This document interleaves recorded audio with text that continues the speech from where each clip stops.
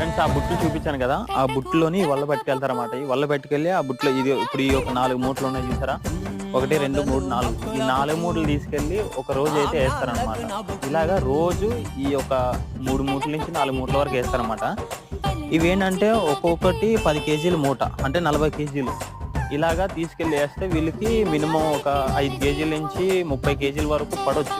అంటే ఒక్కొక్క రోజు ఒక్కొక్కలా ఉంటుంది. ఒక్కొక్క రోజు అంటే ఒక చేప కూడా పడకపోవచ్చు, చెప్పలేమన్నమాట. ఏంటంటే వీళ్ళు వల్ల వేసినంత వరకే, వల్ల వేసిన తర్వాత అంతా దేవుడి పైన భారం వేసి వదిలేస్తారన్నమాట. నెక్స్ట్ వచ్చేసి ఆ వలకు పడిన చేపలు ఏంటంటే ఇవి చేపలు అన్నమాట.